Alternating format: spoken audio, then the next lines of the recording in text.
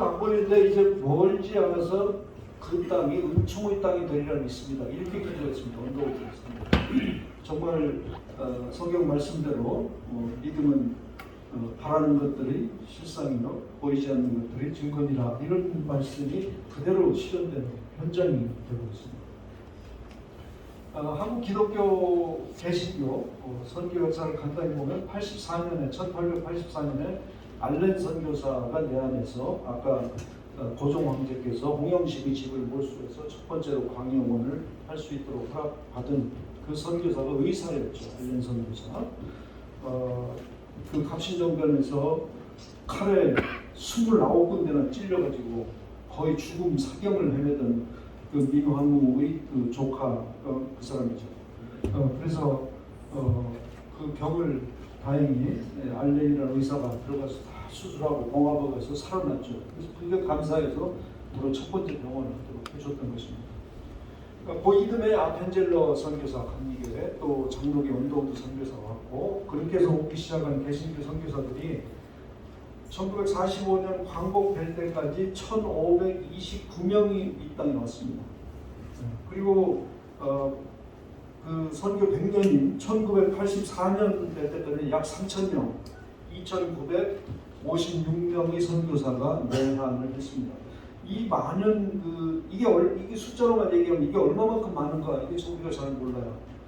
미국 선교부의 그 보고에 의하면 미국에서는 뭐 전 세계 수백 개의 나라로 선교사를 파송하는데, 다른 나라에 파송하는 비율에, 인구 대비 비율에 3배를 한국으로 파송했다, 이렇게 보고하고 있습니다.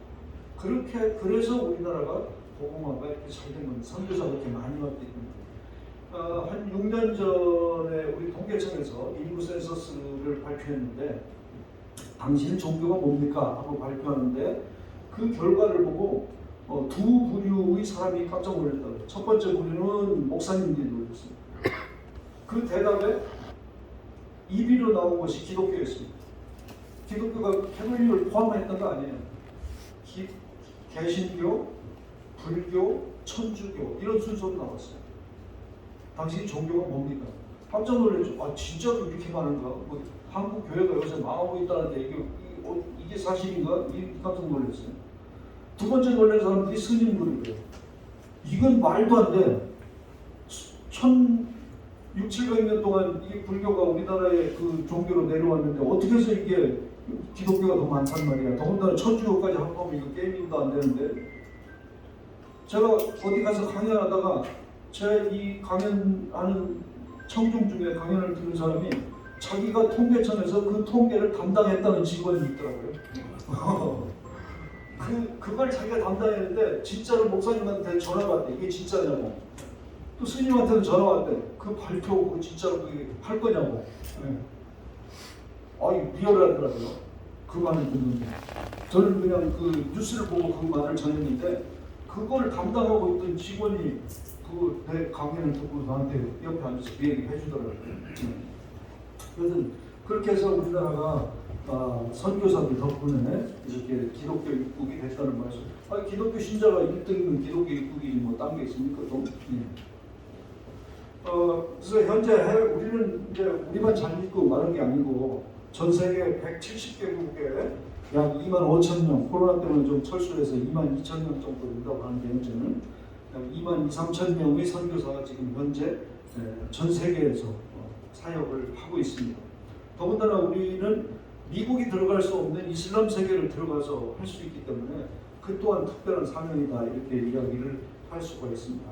그렇게 왔던 선교사의 69% 정도는 미국에서 보낸 그런 사람들입니다. 사실 그런 면에서 우리가 미국에게 감사하다는 마음을 표현해야 되겠습니다.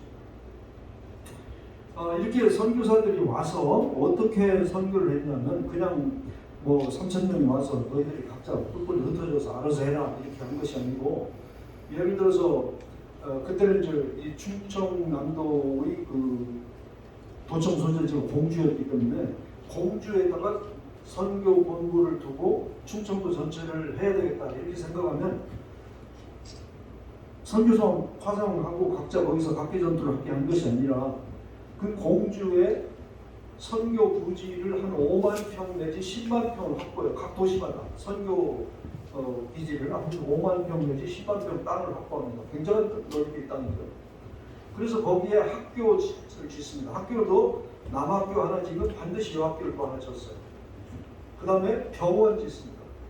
고종 황제로부터 허가받은 것이 교육사업과 병원 사업이기 때문에, 의료 사업이기 때문에. 그런 다음에 이제 선교사들이 살 수 있는 선교사 사택을 또 졌어요. 그 다음에 이제 복음을 전하는 교회를 짓습니다. 그래서 남학교, 여학교, 병원, 선교사 사택, 그 다음에 그 교회, 그리고 또 선교하다가 순교하시는 분들 모실 수 있는 선교사 묘지, 이렇게 6가지의 그 복합적인 단지가 미션 스테이션입니다. 선교 기지가 이렇게 되죠. 그런 미션 스테이션이 1930년 현재 전국에 37군데가 있었습니다. 저 지도가 어디에 미션 스테이션이 있었나 하는 그 위치도입니다. 우리 지역은 여기 공주에 있었고 청주에 있었고 그렇습니다. 공주에 있었던 데는 감리교지였고 청주는 장로교였어요.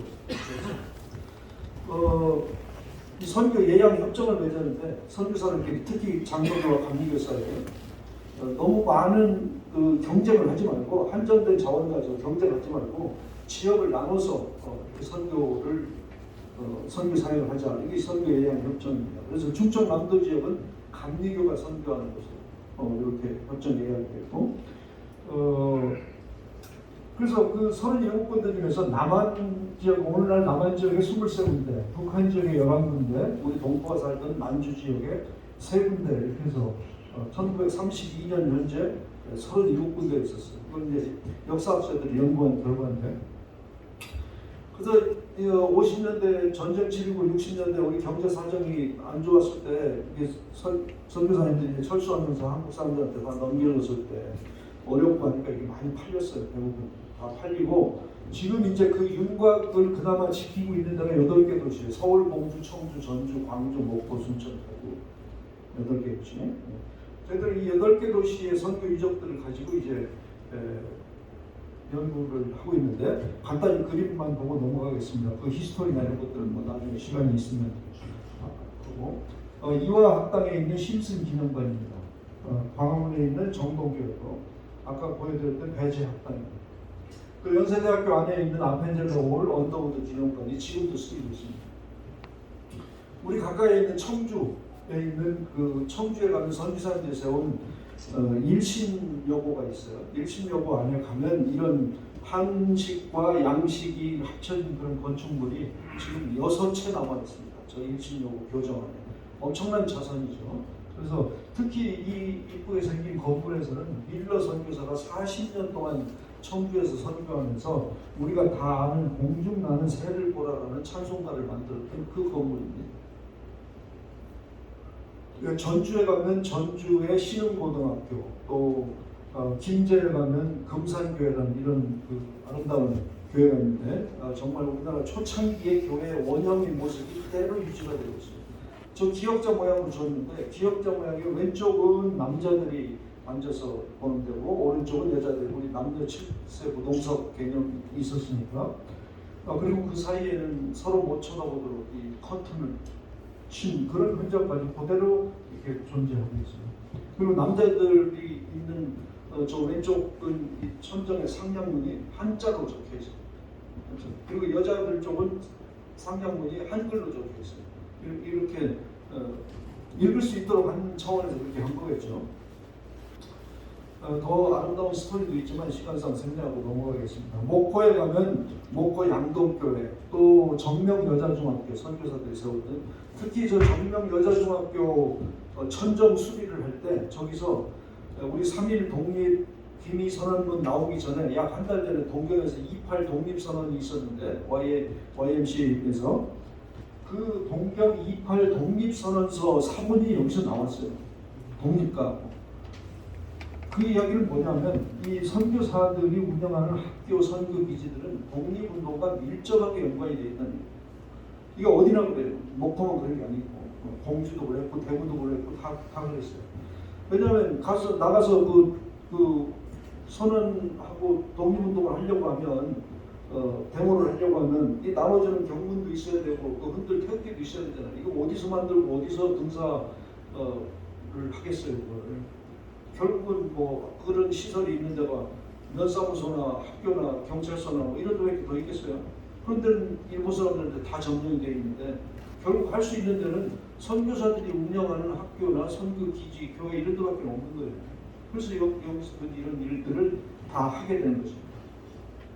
특히 목포의 이 양동교회는 이 집이라는 것을 그전에는 다 이 나무하고 흙으로 졌어요. 우리나라는 나무하고 흙으로 졌는데 돌로 집을 지을 수 있다는 걸 보여준 첫 번째 사례예요.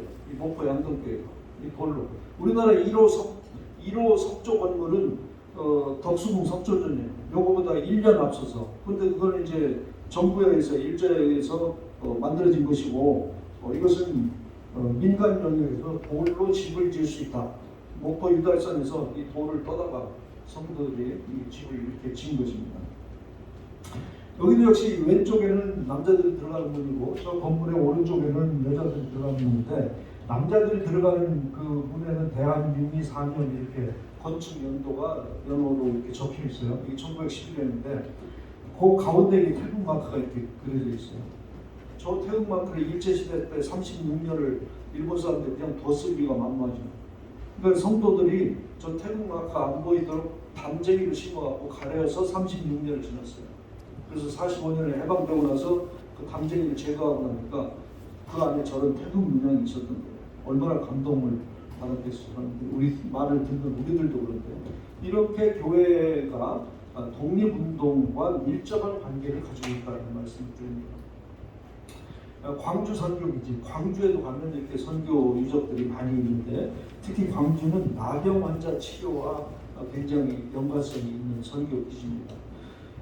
나병 환자를 치료하고 있던 그러니까 전국에서 이제 나병 환자들이 거기로 몰리는 거죠. 몰리니까 광주 사람들이 나가라 하죠. 또 시가리가 점점 커지니까 쫓아내서 쫓겨난 곳이 어디냐면 지금의 여수에 있는 애양원에 갔다 오신 분들도 많이 계실 텐데 그리고 그런 것들이 모델이 돼서 총독부에서 만들어진 것이 이제 소록도라는 나병 환자 격리소고요. 순천에 가면 또 이런 순천 기독진료소, 폐결핵 환자를 치료했던 기독진료소, 또 매산학교 이런 게 지금도 이렇게 잘 남아 있고 지금도 학교가 운영이 되고 있습니다. 그리고 제일 오른쪽에 있는 사람은 임영환 박사라고 지금 연세대 세브란스 병원의 국제진료소장 하는 사람인데 저 사람은 4대째 한국에서 선교를 하고 있는 사람입니다. 대단한 사람이죠. 대구에 가면 또 청라언덕이 또 유명합니다. 개성학교, 또 계명대학, 그다음에 동산병원 이런 시설들이 다 선교사님들에 의해서 운영되고 특히 동산병원은 지난 2년 코로나 때 병원 환자들을 다 설득해서 다른 병원으로 이송하고 병원 시설 전체를 코로나 치료에 내놨죠. 그러면서 그 원장님이 하신 말씀이 우리가 이 공짜로 받은 건데 거저받은 건데 그 거저받았다는 것이 뭐 부동산 개념만 거저받았던 그런 개념만 얘기하는 것이 아니라 의술 자체도 다 선교사들에 의해서 이 거저받고 감사한 일인데 이렇게 어려울 때 우리가 다 헌신을 해야 되지 않겠냐 이런 말씀하시면서 내놓은 것입니다.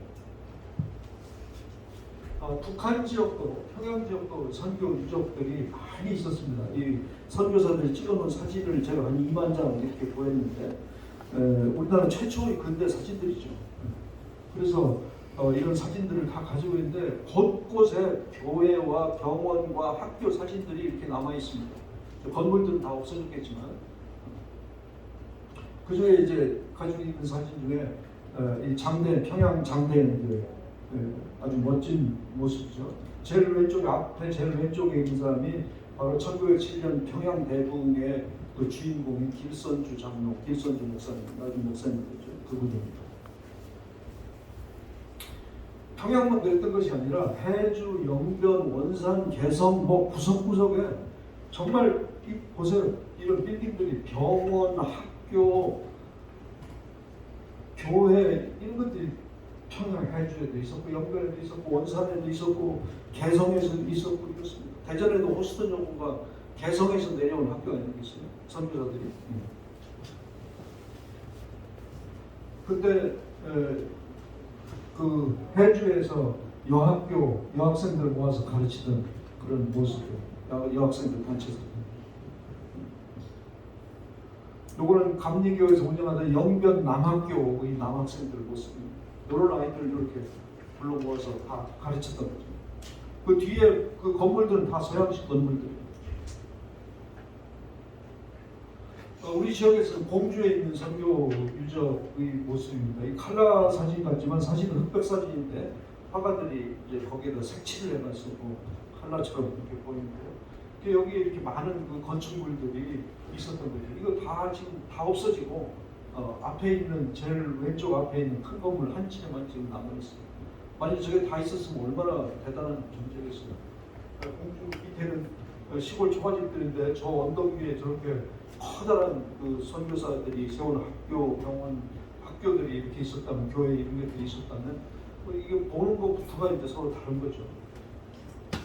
지금 남아있는 게 이제 왼쪽에 선교사들이 살던 그 가옥이 한 채 남아있고, 오른쪽에 지금 공주 제1교회로 기독교 박물관으로 쓰이는 그런 것들이 이제 문화재로 등록이 되어 있습니다. 이것은 충청도 지역에서 제일 먼저 지어진 서양식 건축인데, 이 집의 별명은 천당집이었어요.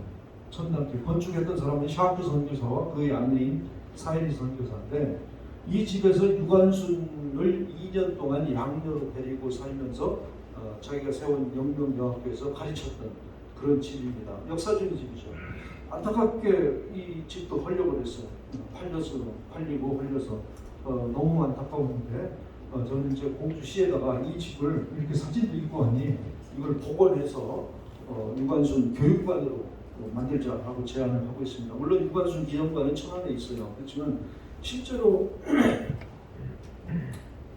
어린 유관순을 13살을 데려다가 신앙교육을 시키고 민족 정신을 불러일으킨 사람들은 이 공주에 있는 선교사거든요. 그분들이 다 충청도 전역을 대전을 포함해서 선교를 했던 사람들이에요.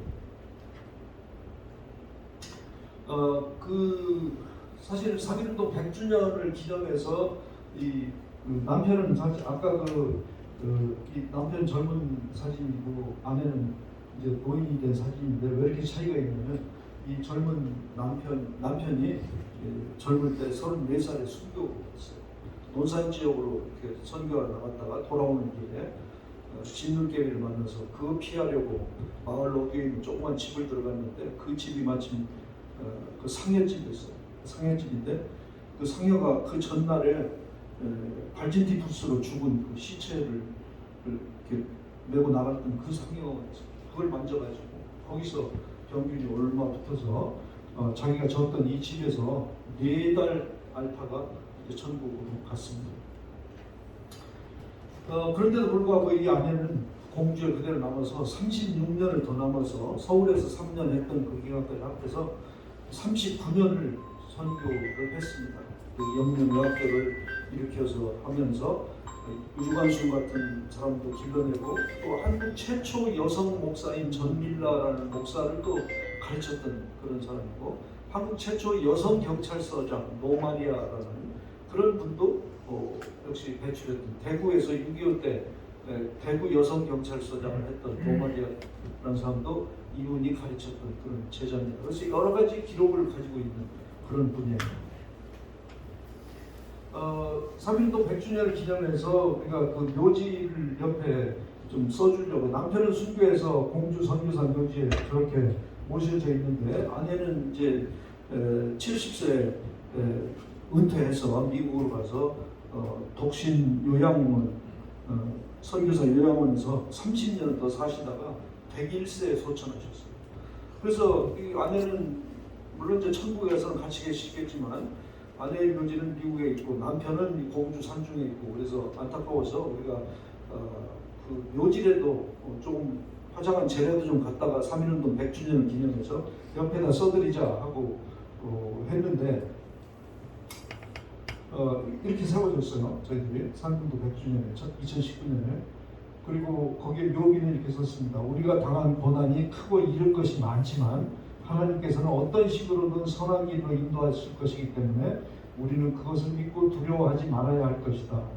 이 묘기 내용은 이분이 남편을 잃고 그해 가을에 서울에서 있었던 선교사 연회에 가서 그 연설을 했는데 그 연설문이 남아 있어요. 그 연설문 중에 저희들이 이제 뽑아서 이렇게 실었습니다. 부분 여기에다가 정말 이 선교하겠다고 미국에서 지금 반대편까지 왔는데 그때는 사실 선교하겠다고 오면 이건 완웨이 티켓이에요. 그냥 여기서 오면 여기서 거의 인생 끝을 낼 그런 심정으로 온 사람들이에요. 미국으로 다시 간다는 보장이 있었던 것도 아니고 그런 심정으로 왔는데 오자마자 제대로 선교도 못하고서 6개월 만에 하나님께서 데려가셨는데 이게 무슨 의미인지 우리가 참 이해하기 어렵잖아요. 하나님 뜻은 참 높고 깊고 넓고 이래서 우리가 참 그 헤아리기도 참 어려운데 이분도 역시 그랬을 거 아니겠어요.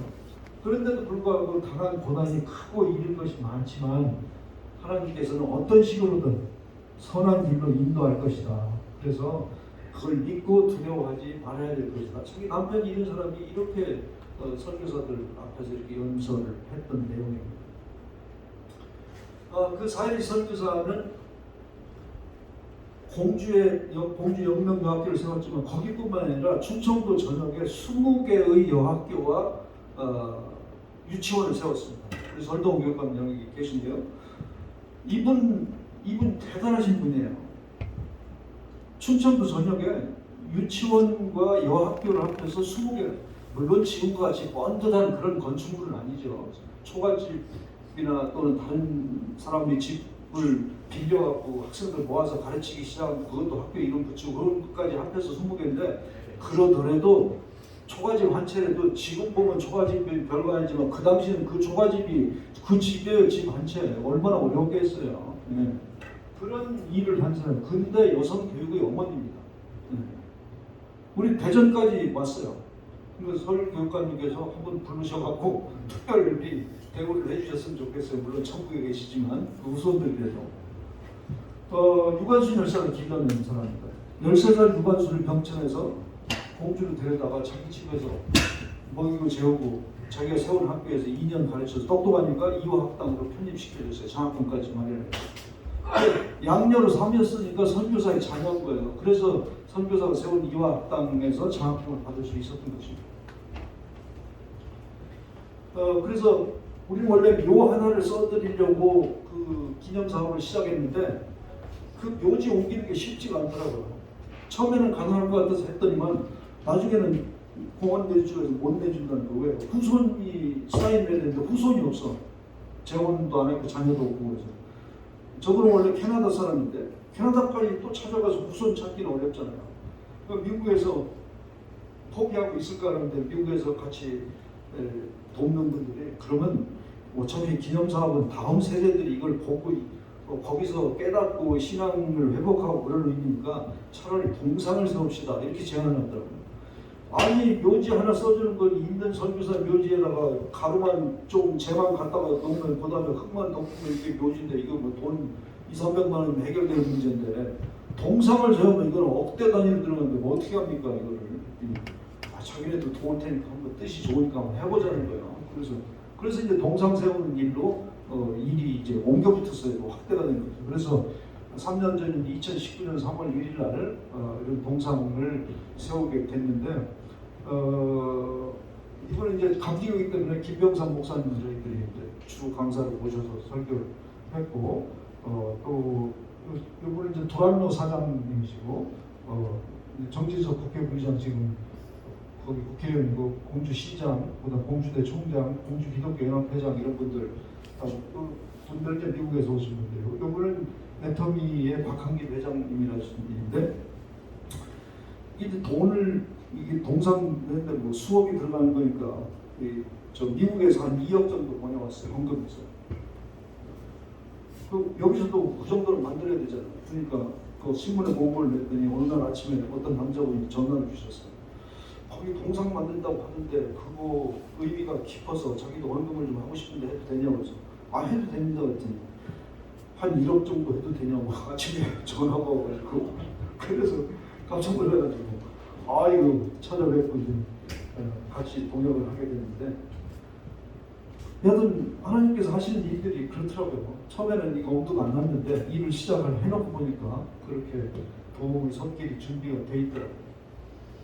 그래서 이제 저희들이 이렇게 13살 유관순, 공주에 처음 올 때 13살 유관순 사일 선교사님, 그 순교하신 그 남편 이렇게 모셔서 그분들이 세웠던 학교 뒷동산에 이렇게 동상을 세웠습니다. 그래서 그게 이제 동아일보나 뭐 TV 조선이나 이런 데서 많이 나서 이게 전국적으로 알려져서 지금 순례객들이 많이 오고 있습니다. 그래서 아주 순례 명소가 됐어요. 이렇게 선교적 순례가 활성화가 되고 있습니다. 저분이 이제 갑자기 저렇게 돌아가시니까 미국에서는 난리가 난 거예요. 이제 막 선교 기지를 새로 만들었는데 그 담당자가 죽었으니까 빨리 이제 급파를 해야 되니까 그 윌리엄스 선교사 부부를 급파하는데 이분이 이제 1906년에 덴버 대학을 졸업했어요. 그 당시 대학 졸업했으면 대단한 사람들이잖아요. 그분들이 다니던 덴버 대학의 건물이에요. 이분들이 1906년에 공부하던 1902년부터 1906년까지 4년 동안 공부하던 그 건물이에요. 지금 지난 겨울에 제가 가봤는데 지금까지 쓰이고 있더라고요. 그 건물이죠. 이 건물에서 남편 프랭크 윌리엄스와 아내 앨리스 바튼, 나중에는 한국에 와서 그 자녀를 낳았는데 그 자녀도 조지 윌리엄스도 나중에 대학 다닐 때 이 대학을 다녔어요. 여기서 공부했어요. 그리고 충청남도 초대 지사를 지낸 황인식, 바로 공주 영명학교에서 자기들이 가르쳤던 제자죠. 황인식도 미국으로 유학을 보내서 이 대학에서 그대로 공부를 했던 그런 대학입니다.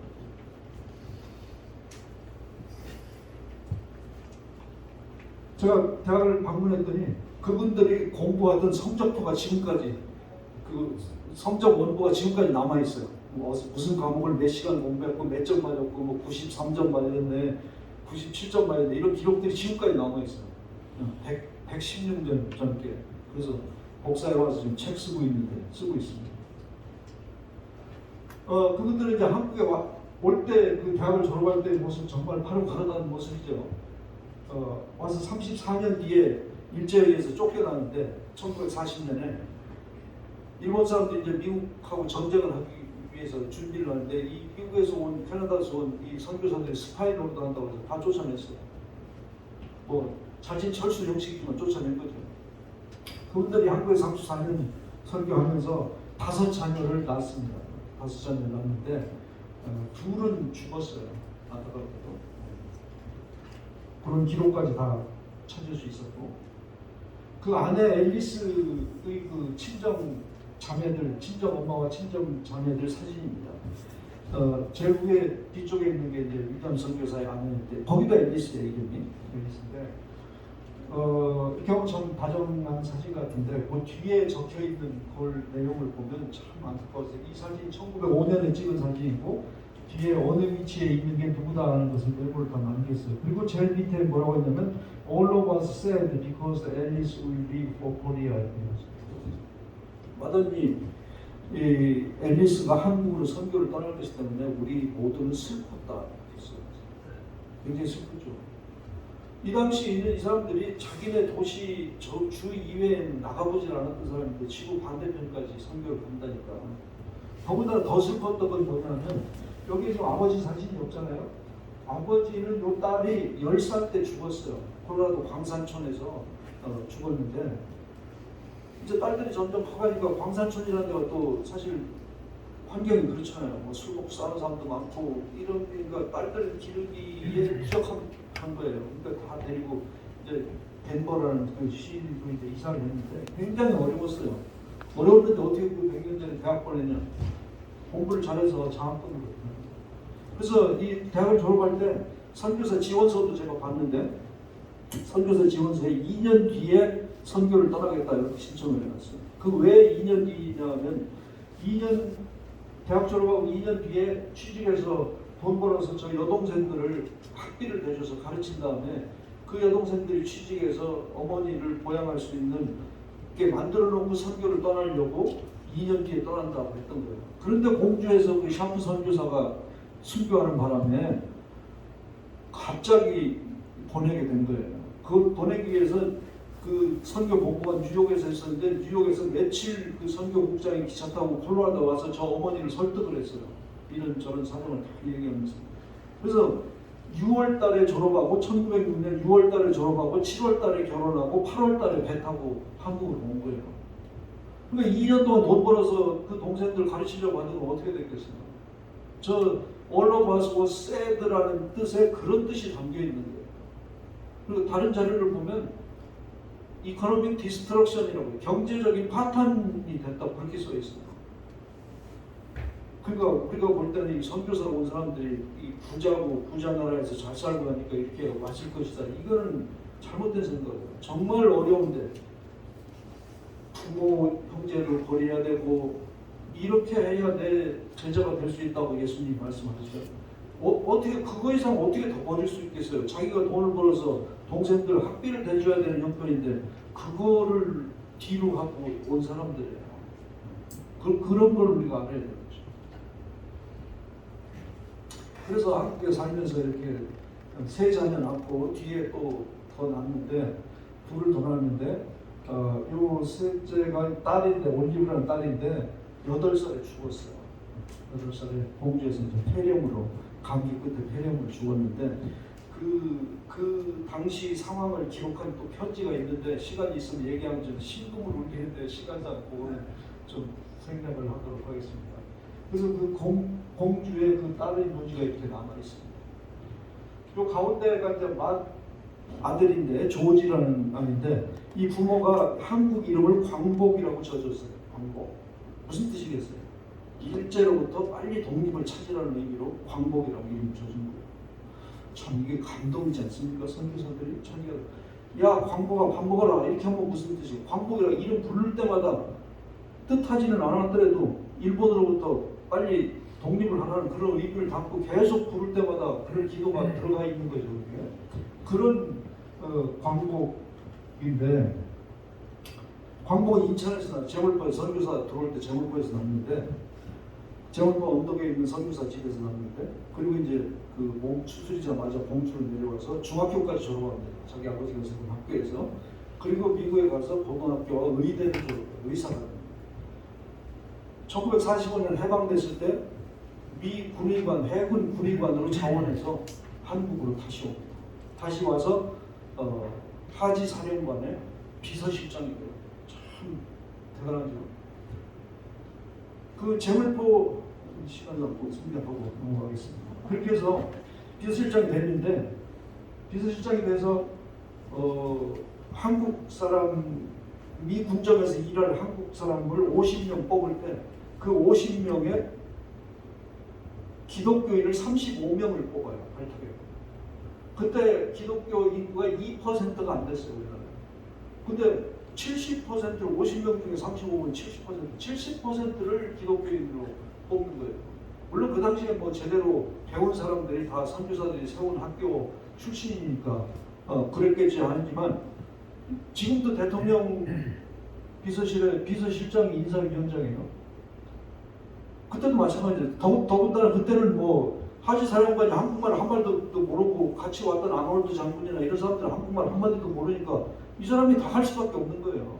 이 사람이 그렇게 하면서 한국 기독교인을 35명을 70%를 기독교인으로 채우는 거예요. 그 사람들이 나중에 다 성공하고 잘하고 커서 국회의원도 되고 장관도 되고 이러는 거예요. 그분들이 그 자기 위치에서 어떤 일을 하겠어요? 교회가 성장할 수 있도록 바닥을 깔은 거죠. 제도, 각종 제도나 이런 것들. 그래서 그분이 이제 돌아가신 80, 정부가 수립되고 이제 다시 미국 가서 의사를 하면서 여러 가지 참 대단한 업적을 내요. 의사로서도 이 사람이. 그리고 87세에 돌아가셨는데 1994년에 돌아가실 때 유언을 어떻게 했냐면 내가 해군 장교였기 때문에 내 화장한 제의 일부는 태평양에 뿌려주고 또 일부는 어릴 때 공부하던 영명 뒷동산 내 여동생 옆에 묻어달라 이렇게 유언했어요. 유언해서 지금 공주 선교사 묘지에 이렇게 와서 묻혀 있습니다. 자, 여동생이 어릴 때 죽었으면 거의 70년 전에 죽은 여동생인데 70년이 그 오빠 가슴에 있었으니까 죽을 때 유언을 그렇게 했을 거 아니에요. 그러면 그 어머니나 아버지 가슴을 어떻게 해서 자기 그 어린 딸 눈에 얼마나 선하겠어요. 8살이면 진짜 우리 다 알잖아요. 8살 딸아이가 어떤지는. 그 묘를 한국에 저 산 중턱에 저렇게 놓고 떠났던 그 부모는 평생 어떤 마음을 가지고 지내는, 큰 오빠가 그런 마음을 가졌었는데. 공주 영명중고등학교 1921년에 완공된 공주 영명학교 빌딩입니다. 여기에 그 당시 돈 2만 5천 달러를 갖다 줬는데, 이게 100주년 기념관이라고 제가 이름을 붙이기 뭐냐면, 미국 감리교에서 해외 선교를 시작한 지 100년이 되던 해가 1919년이었어요. 그걸 기념해서 몇 가지 사업을 했는데 그 중에 가장 성공적인 사업이 이거였다고 미국 감리교에서 평가가 나왔어요. 공주 영명학교를 이렇게 건설한 거예요. 2만 5천 달러. 그 사람들은 일제시대인데도 불구하고 나라와 결의를 위하여 몸바치는 애국자를 기른다, 이런 교훈을 가지고 학생들 가르쳤어요. 이게 선교사가 세운 학교니까 이게 가능한 거지. 어떻게 일본 경찰이 눈이 시뻘겋게 이걸 감시하고 있는데 이런 교훈으로 학생들을 가르칠 수 있겠어요. 그리고 이 2만 5천 달러에 그 윌리엄스 선교사가 편지에 뭐라고 썼냐면, 2만 5천 달러에 자기 장모, 아까 앨리스 그 친정엄마 봤잖아요, 사진. 그 장모가 그렇게 어렵게 살면서도 1년에 100달러씩 5년 헌금한 돈이 2만 5천 달러에 들어있다, 이렇게 써있어요, 편지에.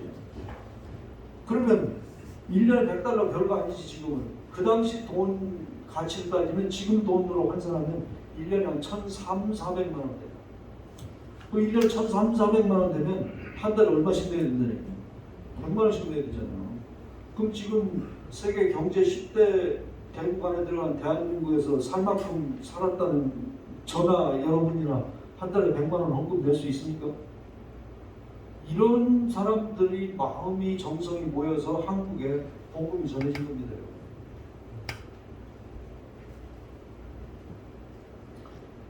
공주에서 신생아들이 많이 죽으니까, 그때는 뭐 공주뿐만 아니라 전국에서 1930년대 서울에서 만 5세 미만의 신생아 사망률이 49.6%였어요. 그러니까 10명 남은 5명 죽었어요. 5명. 그럼 뭐 공주는 덜 죽었을 거예요. 서울에서 그랬는데 더 죽었으면 더 죽었지, 덜 죽진 않았을 거예요. 공주에서 전국에서 최초로 이 우유를 먹이기 시작했어요. 너무 가슴이 아프니까. 그 선교사 중에 하나가 마린 보덴이라는 선교사인데 덴마크 출신이었어요. 덴마크 출신. 그러니까 우유이 아니까 이 우유를 먹고 자란 아이들은, 공주에서 이 우유를 먹고 자란 아이들은 신생아 사망률이 5%였어요. 서울에서 50%인 게 이 우유 먹은 사람들은 5%. 공주가 고향인 사람들은 혹시 이 우유 때문에 자기 조상들이 살아난지 몰라요. 이게 성공하니까 이제 서울로, 개성으로, 해주로 이 프로젝트가 확산이 됐습니다. 공주의 도청이 있던 시절에 도청 공무원들도 이 우유를 받아먹은 사람들이 있어요. 그러니까 도청이 32년에 대전으로 이사 왔는데, 대전에도 공무원들이 이사 와서 대전에도 그걸 해달라 요구를 했어요. 그래서 대전에 세운 건물이 선교사들. 대전영화원이라고 적혀있잖아요. 대전. 그 건물이 설계도입니다. 제가 미국 드루 대학의 도서관에 가보니까 이 설계도가 거기 있었어요. 1935년에 공주 대전 우유 보급소에서 우량아 선발 대회를 했던 사진이에요.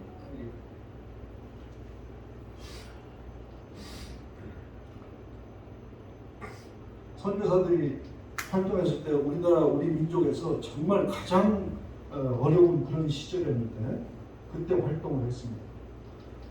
윌리엄 선교사가 했던 일 중에서 아우네 만세 운동에 대한 첫 번째 공식 보고를 한 사람이에요.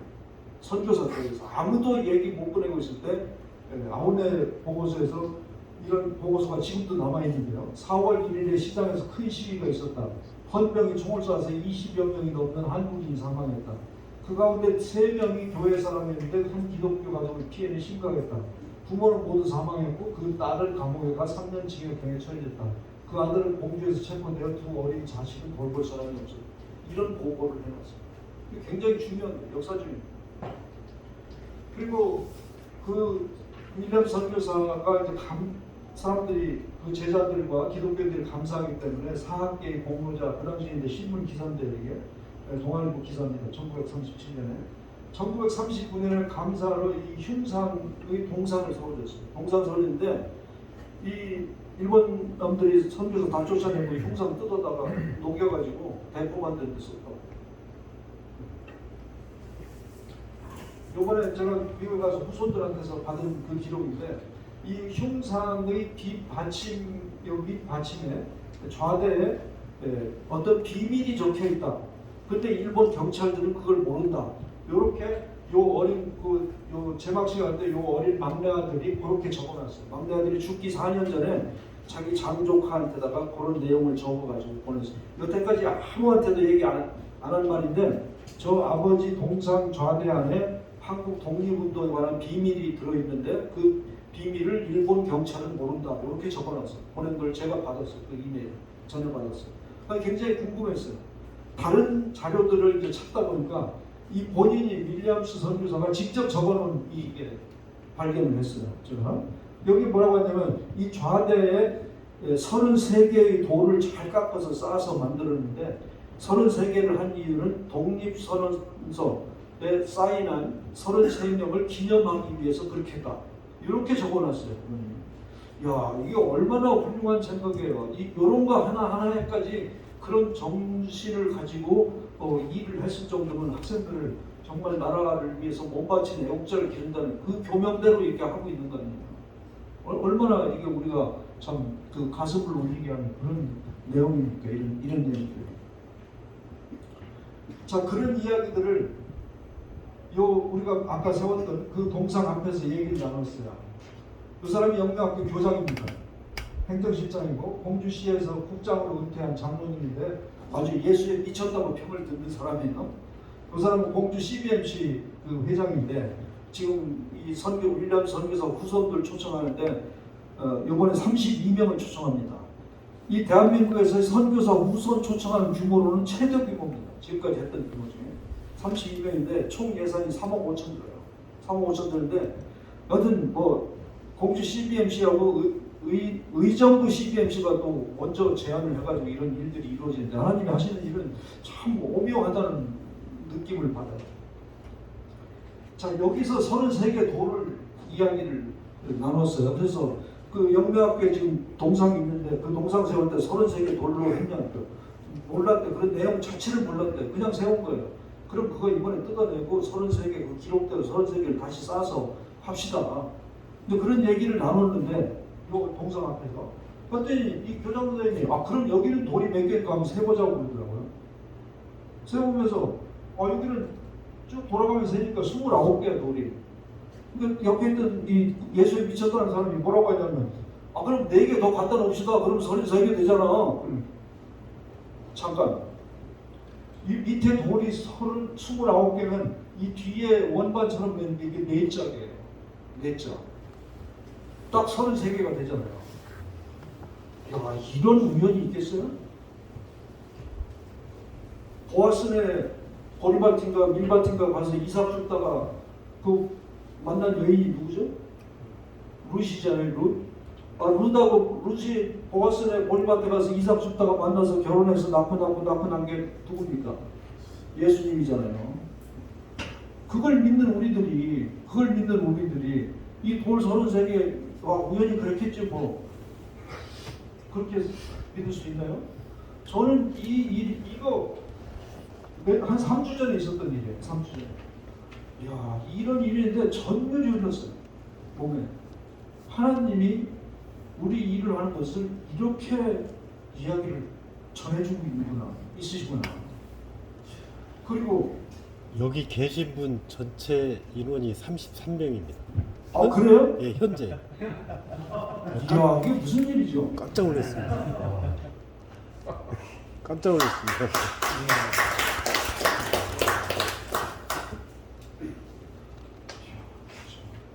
사람들은 오면 동상을 위주로 사진을 찍습니다.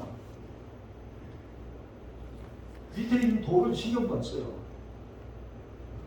그렇지만 하나님은 밑에 섬기는 돌에 관심이 많으십니다.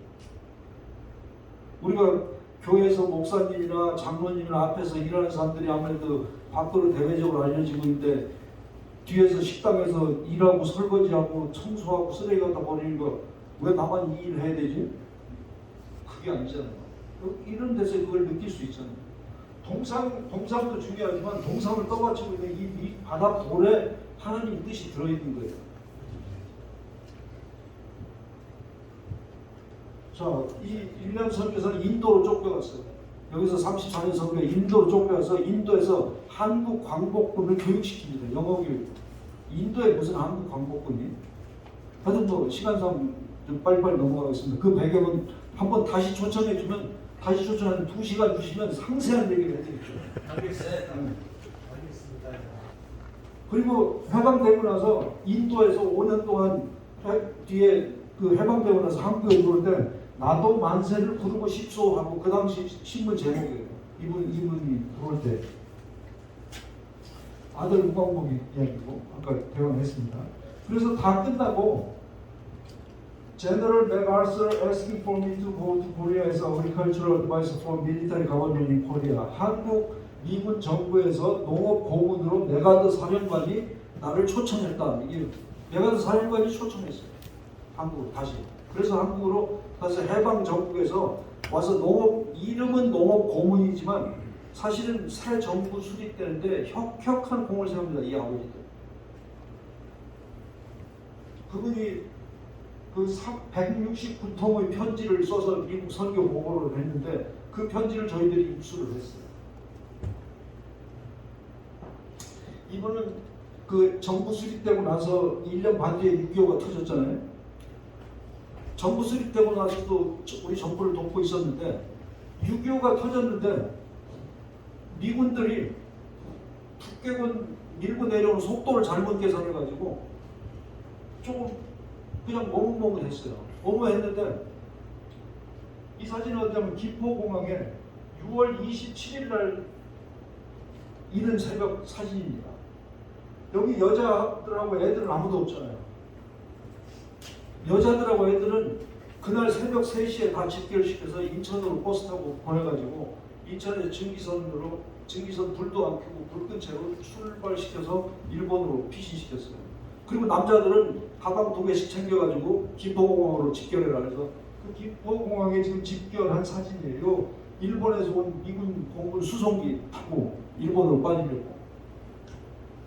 그래서 가방 2개를 다 허용했는데 워낙 급하니까 사람만 먼저 타고 가방은 다음 비행기에 보낼 테니까 가방 놓고 사람만 먼저 타라 해서 사람만 먼저 태우고 이륙했는데 그 후손들이 가지고 있는 자료를 보니까 이륙하면서 쳐다보니까 자기네들이 바닥에 워크했던 그 가방을 북한 미국기가 와서 폭격하고 있더라. 그 장면이 써 있어요. 이야, 이거 뭐 참 마지막 순간까지 그렇게 한국을 위해서 일했던 사람. 아프가니스탄에서 마지막 미군 비행기 출발할 때 그 모습이 연상되지 않습니까? 이거 정말 따끈따끈한 사진이에요. 지난 2월 달에 제가 후손들이 가지고 있는 사진에서 구한 사진입니다. 그분은 묘지를 LA 부근에 있는데 방문을 했었습니다.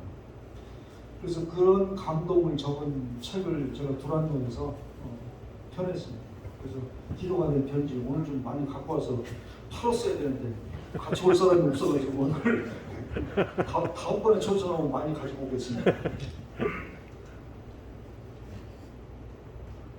그리고 그 아들 우광복은 미군 영웅교역에 모셔져 있습니다. 이런 이야기들을 어디서 들었는지 어떤 의정부에서 저를 찾아왔어요. 이런 사람들에 대해서 감사하지 않으면서 어떻게 우리가 하나님을 믿는다고 하냐. 감사를 하기 위해서 후손들을 초청하자.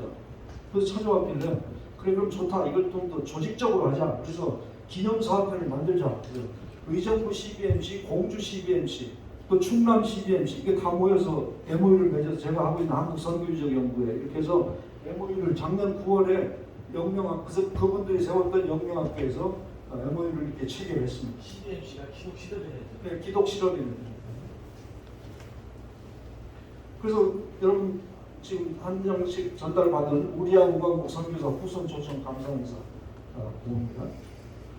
설명했기 때문에 간단히 줄이고 8월 14일 날 이분들이 세웠던 학교에서 광복절 특별 예배가 있습니다. 2시에 혹시 시간 되시는 분들 함께 오시면 33명 진짜 여기 계신 33명 다 오시면 그냥 감동일 거예요. 그 33이 지금 세 군데서 이게 숫자가 많이 떨어지고 있거든요.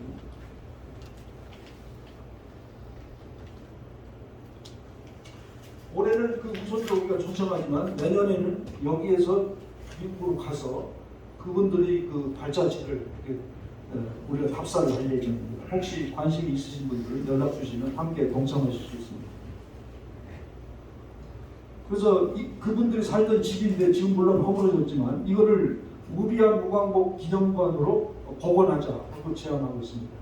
지금 이 3년 동안의 역사를 이 군정 3년 동안 역사도 우리 5,000년 민족 역사 중에 역사인데 이걸 다루는 데는 아무데도 없습니다. 더군다나 먼저권 정권에서 한미 간의 그 관계를 깨부시고 이런 과정 중에서 더더군다나 뭐 3년간의 역사 다루는 게 아무도 없습니다. 이런 거를 복원해서 그 3년간의 이 군정기 3년의 역사를 여기다 전시하지 않고 오면은 그걸 이제 공부하게 됩니다.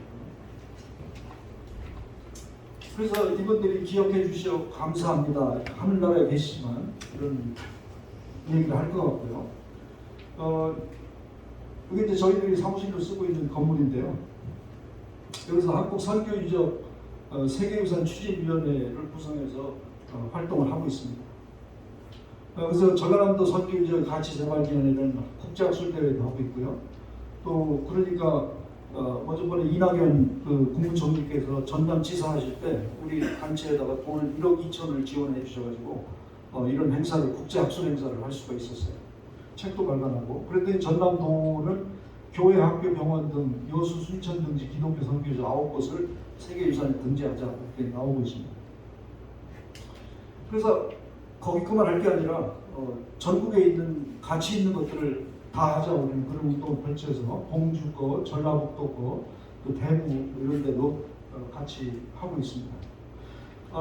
작지만 큰 그 발자국을 의미 있는 발자국을 이번에 떼게 됐는데 2021년 유네스코 세계유산 잠정 목록 신규 발굴 연구 보고서를 문화재청에서 발간했는데 전국에 있는 52개 문화유적을 다 조사해서 그 중에 가능성이 있는 게 어떤 거냐 그래서 8개를 우선 추진 과제로 삼았는데 그 중에서 4번째로 근대 기독교 선교 기지가 들어갔습니다. 이 과정에서 이제 우리 선교적 연구가 지속적으로 연구한 자료를 보내주고 넣어야 된다 찾아가서 설명하고 하여튼 4번째로 이걸 넣었어요. 이거는 공식 자료에 들어가 있기 때문에 앞으로 이제 이걸 근거로 해서 지방자치단체나 또 각종 교회나 이런 데를 이제 연합회를 만들 예정이고 이런 일을 하는데 아까 전남도에서 1억 2천이 됐다고 그랬잖아요. 학술 대회를 하고 외국인들 초청해서 하고 하는데 다 돈이 들어가는 거예요. 그래서 한국 선교유적을 유네스코 세계유산으로 가져가야 되는데 서양 문명의 한반도에 접하는 동서 문화 교류의 거점이다. 중요한 개념입니다. 세계유산으로 할 때.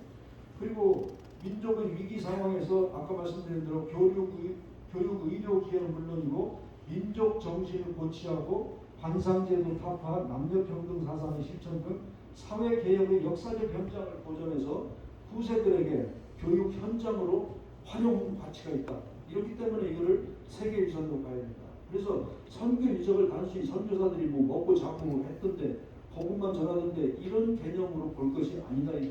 이런 그 개념의 전환을 가져오면 왜 이것이 세계유산으로 가야 되느냐. 세계유산으로 가는 데는 믿지 않는 사람들한테도 가치가 인정이 돼야 됩니다. 한 5분만 더 해서 침례교 장로님들이기 때문에 한국 침례교 초기 1차 사료 고찰이라는 내용을 한 5분 정도만 이렇게 괜찮겠습니까? 네. 제가 한 3년 전에 보스턴에 있는 고든 칼리지를 방문했는데 고든 칼리지에서 발행하는 학교 신문에 이제 저희 방문 사실이 신문 기사를 났던데 이 고든 칼리지는 한국의 최초로 침례교 선교사를 파송했던 엘라싱 선교회 출범했던 그런 그 교회의 담임 목사님이 고든이었어요. 그게 보스턴에 있는 클라렌돈가 침례교회인데 클라렌돈 스트리트 베티스트 처치인데 거기 갔더니 이런 모습이었어요. 그 교회가 그 교회에서 발행하는 신문인데 이 교회가 이제 중간에 불나면서 다 탔는데 그래도 그 기록은 다 건져내왔어요. 이게 그 교회의 오래된 기록집들입니다. 여기 이제 그런 내용들이 이제 학교 신문에 실렸는데 바로 이 클라렌돈 그 교회에서 출범했던 엘라싱 기념 선교회의 귀양문이 원본이 그대로 거기 있었어요. 그래서 이제 제가 이제 사진 찍었는데 그 생 집사의 딸이 엘라입니다. 생 집사는 그 신발 만들고 구두 만드는 그 회사를 운영했던 좀 부유한 분이었는데 딸이 하나 있었는데 딸이 29살에 폐결핵으로 죽었어요. 죽으면서 유언이 아직 복음이 전달되지 않는 곳에 복음 전도에 자기한테 돌아올 유산을 써달라 이렇게 하고 유언하고 죽었어요. 그래서 그 아버지가 고든 목사한테 얘기해서 이 기념 선교회를 만들고 그 기념 선교회에서 파송한 선교사가 한국의 최초로 온 침례교 선교사 폴링 선교사 일행입니다. 그 귀양문이 있어서 이걸 사진을 찍어왔습니다. 그래서 그거를 이제 번역해서 이렇게 표구를 해서 침례교 작년에 베티스트홀 개관식 할 때 제가 가서 총장님한테 이 표구한 걸 선물로 이렇게 드렸습니다. 그 신문에 나온 장면이고 공인이고요.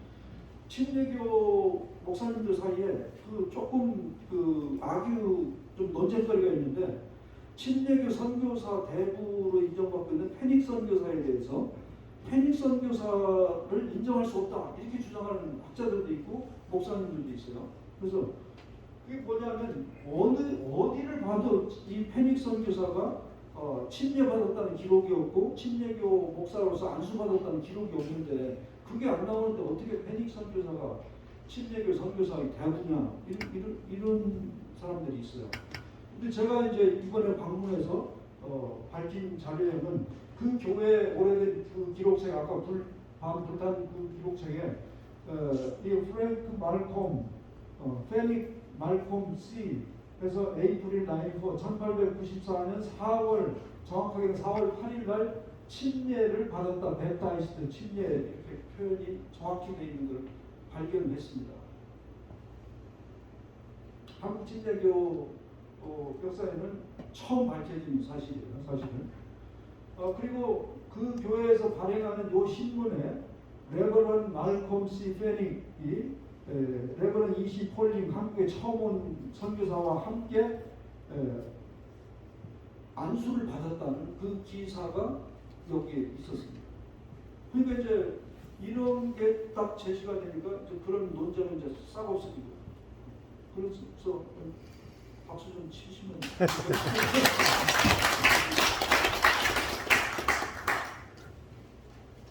그래서 그 재작년이 유관순 동상 세우던 그 해가 이 페닉 선교사 내한 130주년이 있었어요. 그래서 제가 우리 교회 목사님 안희웅 목사님께 그런 배경 설명을 드리고 동상을 세웁시다. 130주년이니까 그 해에 뭐 여러 가지 행사가 있었어요. 기념 행사도 있었고 근데 이런 동상을 이렇게 세울까 이제 조합가가 디자인 보시는데 요렇게 하기로 이제 결정을 해서 진흙으로 이렇게 만드는 요 사진을 가지고 제가 보스턴을 갔더니 그 사진이 아까 보스턴 신문에 실린 겁니다. 그래서 이렇게 세울까 디자인도 이제 여러 가지를 했고 그래서 이런 큰 돌을 하나 구해서 받침돌을 할 거를 했고 그래서 지금 꿈의교회에 공주에 처음 침례교 첫 교회가 지금 강경하고 공주에 있죠. 그래서 이 공주의 역사공원에 이렇게 말콤 페닉 선교사 한국 침례교단 창설자 동상을 이렇게 세우게 된 겁니다. 그래서 오지 선교 정책으로 만주 시베리아까지 선교사를 파송했어요. 그 어려운 시기에 36명의 선교사를 만주와 시베리아까지 파송했고 250여 명의 사역자를 양성해서 200여 교회를 개척을 한 한국 침례교단 창설자로 기념을 하고 있다는 말씀을 드립니다. 그래서 그런 내용 엘라싱 기념 선교회 귀양문을 만들어서 김선태 총장한테 제가 증정을 했고 뱀티스톨 그 개관식 때 그리고 그 동상 만들었던 원본을 그 뱀티스톨 입구에 이렇게 서 있습니다. 기증을 해서 거기 혹시 가시면 이제 그런 게 좀 서 있습니다. 좀 길었지만 이런 많은 이야기를 들어주셔서 감사하다는 말씀을 드리고 이 선교 유적을 유네스코 세계유산으로 만든다. 저는 이게 뭐 믿기지 않은 얘기일지 모르겠습니다. 그렇지만 저는 이제 한 교수 시절에 한 15년을 운동해서 공주 부여 전국에 있는 익산 이 세 군데 백제 유적을 유네스코 세계유산을 만들었던 주역입니다. 제가 그래서 제가 제 입으로 그 얘기를 하는 건 좀 거시기 하지만 그래도 뭐 제가 이 얘기하면 누가 알겠어요 이 얘기를 그래서 말씀을 드리는데 그런 길을 알고 있기 때문에 그때 백제 유적을 가지고 할 때도 많은 사람들이 비웃었어요.